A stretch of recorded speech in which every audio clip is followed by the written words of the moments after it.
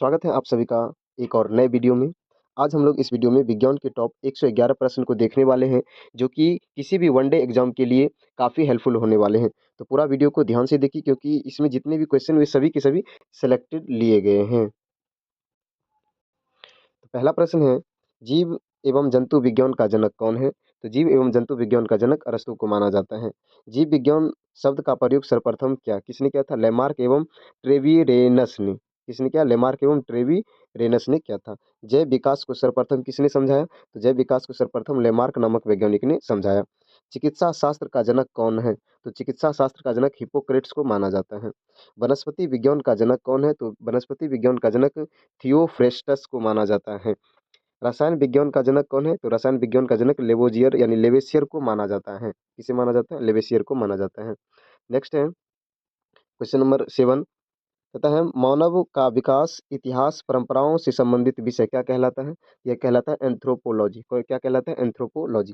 अगर फ्रेंड्स आपको यह वीडियो पसंद आए तो वीडियो को लाइक करें और चैनल को सब्सक्राइब जरूर करें, अगर पहली बार इस चैनल पर आए हैं तो। क्वेश्चन नंबर 8 है, गैसों का विसरण का नियम का प्रतिपादन किसने किया था? तो गैसों के विसरण का नियम का प्रतिपादक कौन किया था? ग्राहम ने किया था।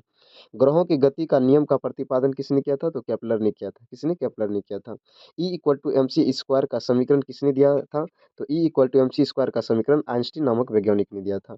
जड़त्व के नियम की खोज किसने की? तो जड़त्व के नियम की खोज गैलीलियो नामक वैज्ञानिक ने किया था।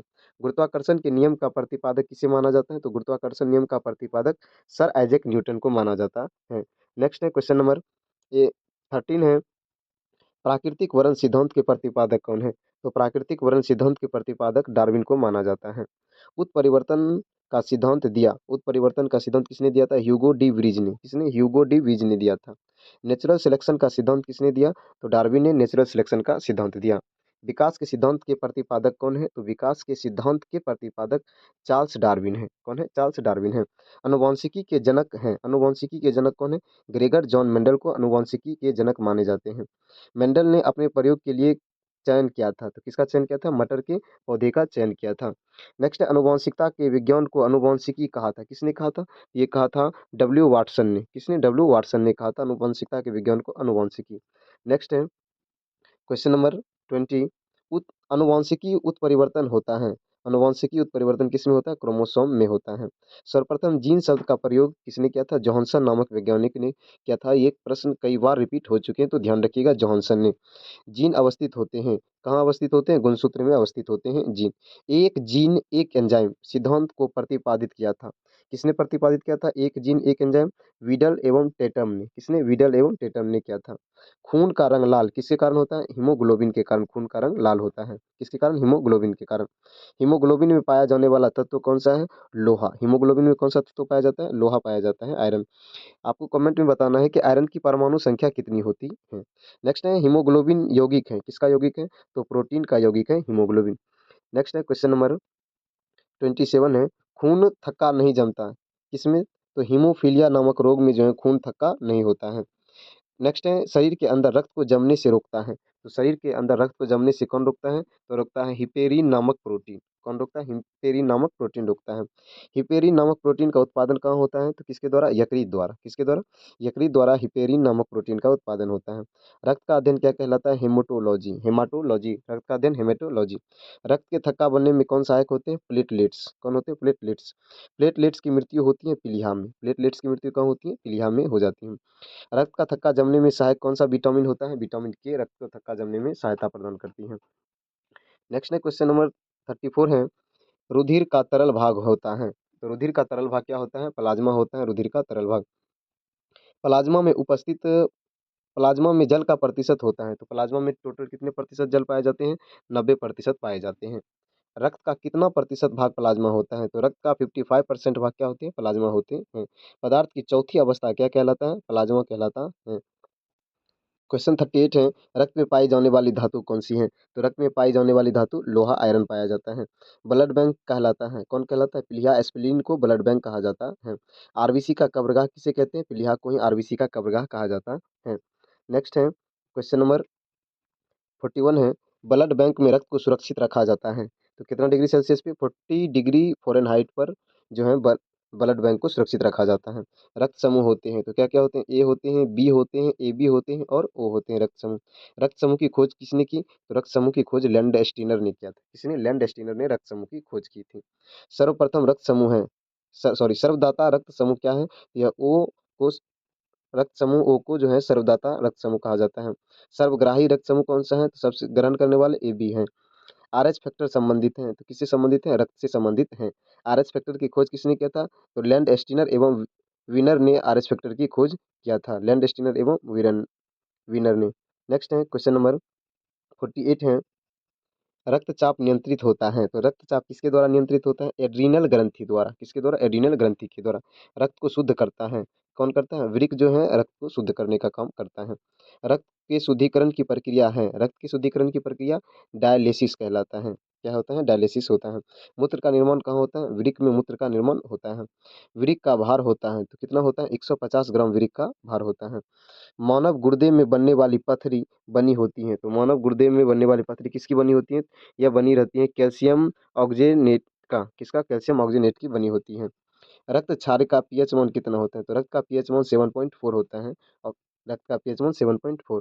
नेक्स्ट है क्वेश्चन नंबर 55 है, रक्तदाब मापने वाला यंत्र है तो रक्तदाब को किससे मापा जाता है? एस्फिग्मोमेनोमीटर से। किससे? एस्फिग्मोमेनोमीटर से मापा जाता है। सर्वप्रथम रक्त परिसंचरण तंत्र का अध्ययन किया गया था, किसके द्वारा किया गया था? विलियम हार्वे के द्वारा सर्वप्रथम रक्त परिसंचरण का अध्ययन किया गया था। शरीर से हृदय की ओर रक्त ले जाने वाली रक्त वाहिनी कहलाती है तो शरीर से हृदय की ओर ले जाने वाली रक्त वाहिनी क्या कहलाती है? शिरा कहलाती है। और हृदय से शरीर की ओर रक्त ले जाने वाली रक्त वाहिनी को धमनी कहते हैं। यानी शरीर से हृदय की ओर ले जाने वाले रक्त वाहिनी को शिरा और हृदय से पुनः शरीर में पहुंचाने वाली रक्त वाहिनी को धमनी कहा जाता है। हृदय की धड़कन का नियंत्रण है पेसमेकर जराविक सेवन क्या है? तो यह एक कृत्रिम हृदय होता है। शरीर में ऑक्सीजन का परिवहन किसके द्वारा होता है? तो रक्त द्वारा होता है। पित्त कैसा होता है? पीले हरे रंग का होता है। पित्त कैसा होता है? पीले हरे रंग का होता है। नेक्स्ट है क्वेश्चन नंबर 62 है, पित्त जिसे वाइल कहा जाता है, पित्त का पीएच कितना होता है? तो 7.7 होता है पित्त का पीएच मान।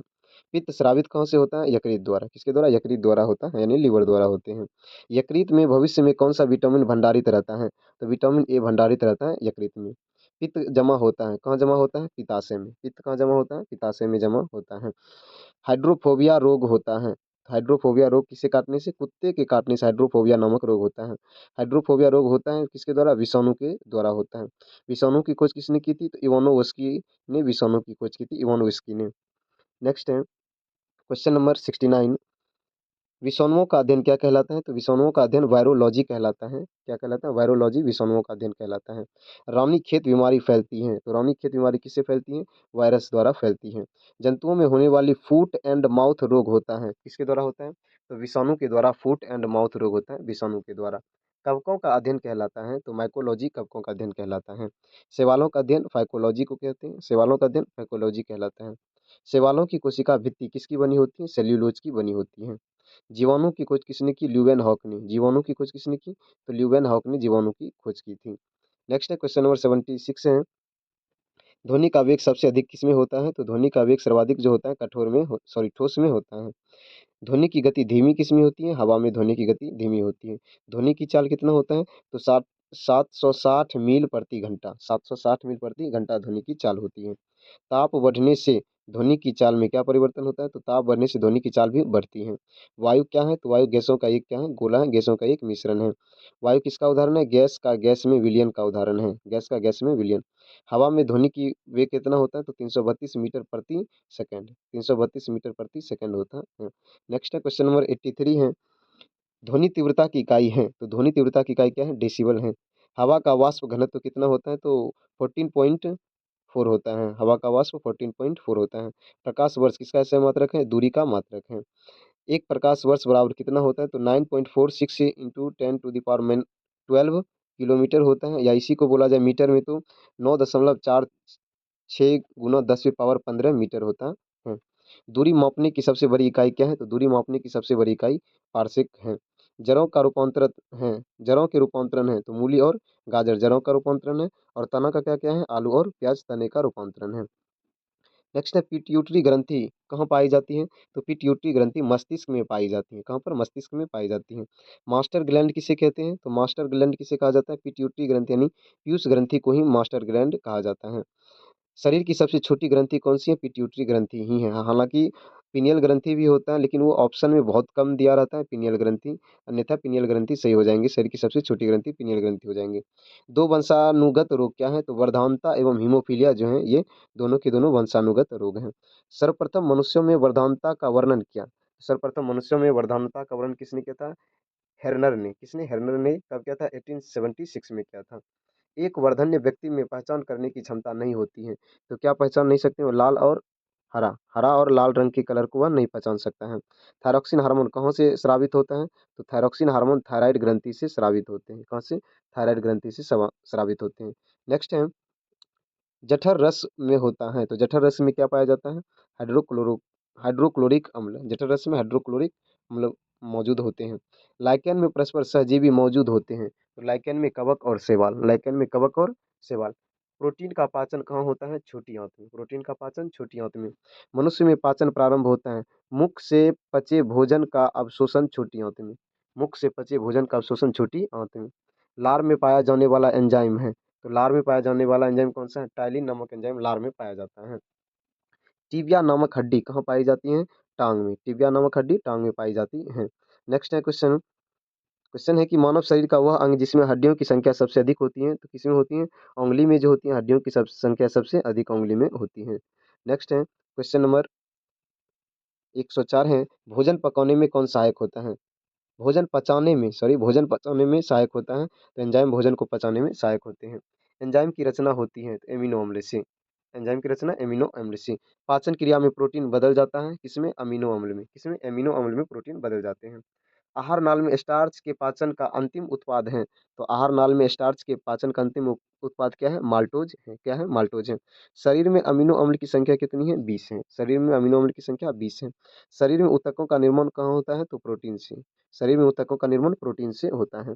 नेक्स्ट है हड्डियों एवं दांतों के निर्माण के लिए आवश्यक तत्व हैं, तो हड्डी एवं दांतों के निर्माण के लिए आवश्यक तत्व कौन कौन से हैं? तो कैल्शियम हो जाएंगे और फास्फोरस हो जाएंगे। कैल्शियम और फास्फोरस हो जाएंगे। नेक्स्ट है और ये है इस वीडियो के लास्ट प्रश्न। 111वां प्रश्न है पत्तियों का रंग पीला होता है, तो किसके कारण? तो केरोटीन के निर्माण के कारण जो पत्तियों का रंग क्या होता है? पीला होता है। तो फ्रेंड्स यह वीडियो आपको कैसा लगा? आप कमेंट में अपना फीडबैक जरूर भेजिएगा। मिलते हैं नेक्स्ट वीडियो में, तब तक के लिए धन्यवाद।